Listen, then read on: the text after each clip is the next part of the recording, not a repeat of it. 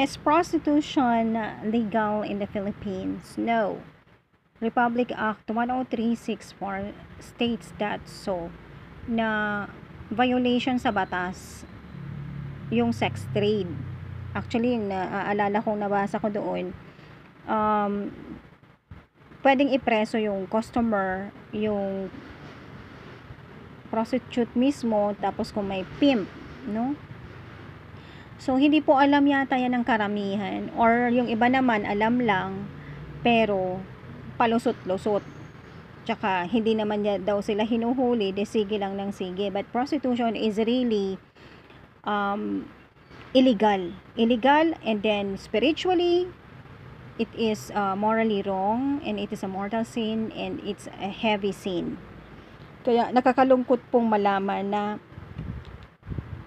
mga kababaihan na really very open to it. Kaya lang, ayoko sana silang what do you call this? I-condemn. I don't have any rights to condemn anyone with it. But at the same time, as a pastor po kasi, I have to speak na ganun talaga yung dapat. Tsaka sa akin, personally, hindi talaga yun katanggap-tanggap. 'Di ba?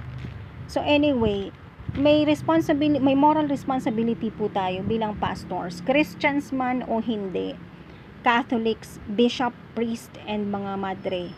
So, nakakapagtaka, bakit very rampant? Ito nga ha, kasi lumaki kami na yung environment namin sa parents ko. Mga simple kasi kami, wala kami mga ganyan. Nagtataka ako na may mga families na inaalaw nila yung mga anak nila to be involved in it. Siguro lang na para may pangkain and everything, no? Naaawa naman po ako, bakit ganon, 'di ba? Na syempre kailangan ang gusto may pangkain, pero hindi po kailangan talaga na magre-resort tayo sa ganon, sa illegal na ganon. Kaya nga may mga kina-counseling ako noon doon sa Villa Grande Homes nung nagre-rent ako doon. Nagkaroon ako ng mga kaibigan na mga lalaki, no? Mga matured age. Yung isa lang yata doon yung ka-age ko, tas the rest are seniors, mga 60, yung iba retired, meron nga retired army yata doon, yung iba atenista na nasa 50s, mga ganun. So napapag-usapan nila yon. Ako lang nga yung babae kasi naging namin tambayan yung si Kuya Ken from the States. Meron siyang shop na yun nga, mga pre-loved items.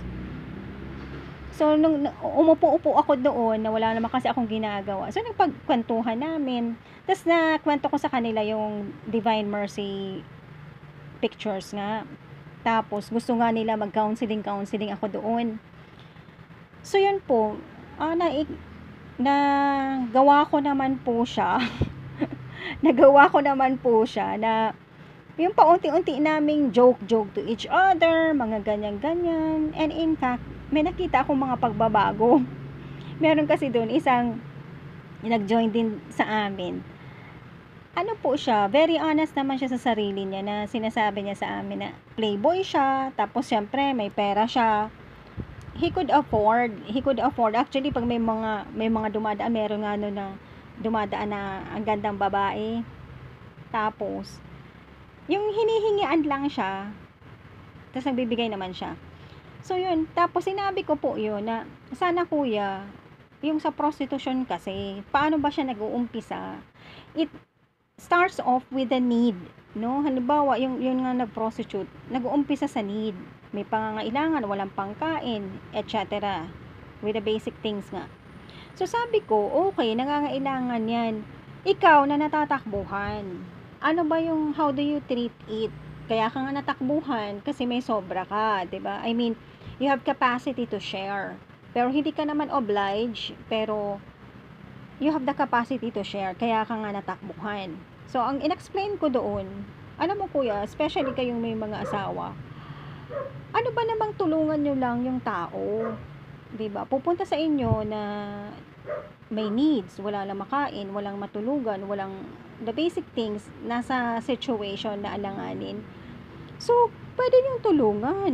Kung hindi mo kayang tulungan, i-refer mo sa iba, pero to take advantage of the situation na wala lang mapuntahan yung tao, ilalagay mo sa situation na illegal at the same time immoral, 'di ba?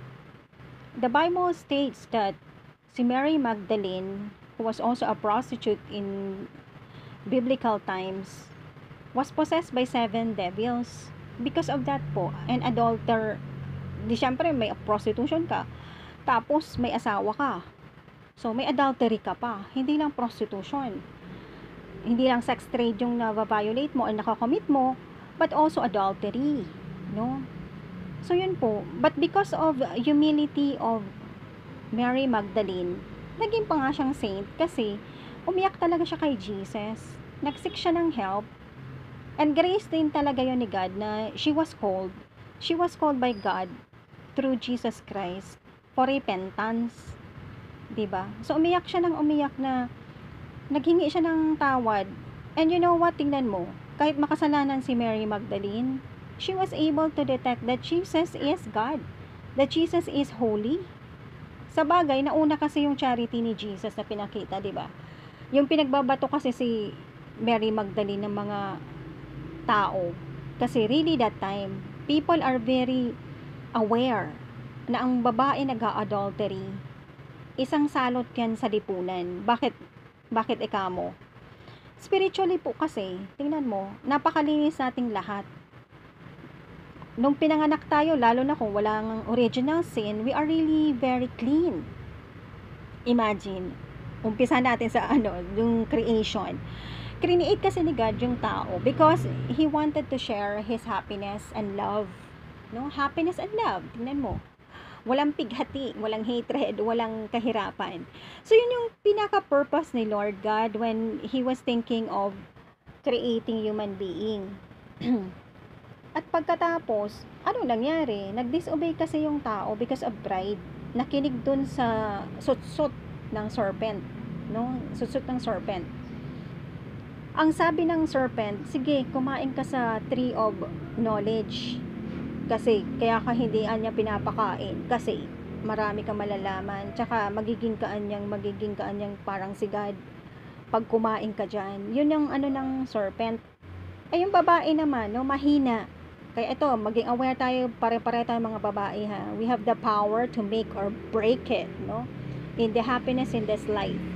Ang laki ng role po natin mga babae. It's either you become a light or you are cause of darkness in the society and in the lives of other people and within yourself too. So yun po ang nangyari, no? Because of Eve, tinampt niya naman si Adam, 'di ba? So pinakain niyan, kumain sila. Liar nga yung yung serpent. No? Liar talaga yan si Satan, si Lucifer. Wala kayo diyan makukuha. Magbigay yan temporary, siguro temporary happiness ang ibigay niyan sa inyo kasi yun nga ang sabi ng pari, meron naman yung konting power, pero absolute power is real because si God ang owner ng everything and everyone. Si God ang talaga most high, most powerful. So yun po, nagpalin lang sila kasi sweet tongue nga yung devil, no? Kaya nakakatakot din yung mga nakikita ko ngayon na yung mga dila nila ini-slice. Ewan ko yung mga body mutilation. Ang alam ko, kasalanan din yan kay God. Even yung mga tattoo, even yung ito nga, nagpahikaw din nga ako. Sabi ko, kasama kaya ito doon. So, I need to confess din pala. So, anyway po, yun ang ni God Yun ang purpose ni God for creating human beings. Kaya nga yung pag-create niya, kahit nakahubad yung tao, walang mali siya. Wala talagang mali siya. Wala yun sa atin kung hindi nag-fall yung first parents natin ng original sin. No? So, na-aware nga si Adam and Eve na, nakakahiya pala, nakahubad tayo. So, yun po, doon nag-umpisa yung lahat. Kaya tayo nagkaganito na we need to work in order to eat. Kasi ang gusto pa lang noon ni God, enjoy lang tayo, yung walang problema sa pagkain, o lalo naman sa damit, 'di ba? Wala tayong problems on those things. We just have to eat. Nandiyan naman yung fruits, may mga animals, provided ni Lord God lahat. Tapos everyday nakakausap talaga nila si God, na nakikita nila yung face ni God. At because of that disobedience, ayun, may consequence po kasi. Mahal na mahal tayo ni Lord God. Kaya medyo na ano din siya na bakit ganun ang nangyari. Sino nagsabi sa inyo na mag-disobey kayo? So, because of the freedom and free will ng tao, nagkamali. No? Ang sakit. Big mistake. Kumbaga, big mistake. Pero, sa pagmamahal pa rin ni Lord God, ayun, prinamis niya pa rin in Genesis 3 verse 15. Diba? Prinamis niya sa atin si Blessed Mother na magbe-bear ng son, na son of God din, na siya magre-redeem sa atin lahat. No? Tapos daw yung serpent, kaya nga medyo nagbibilieve po ako na yung serpent is actually in the form of dragon, no? Dragon. Yung dragon po baga, ano siya, yung may paa at may paa at kamay pa, 'di ba? Yung four-limbed siyang creature. But because of that one, pinanish siya ni God na from now on, you will move using your chest, 'di ba? Ibig sabihin, nawalan siya ng four limbs.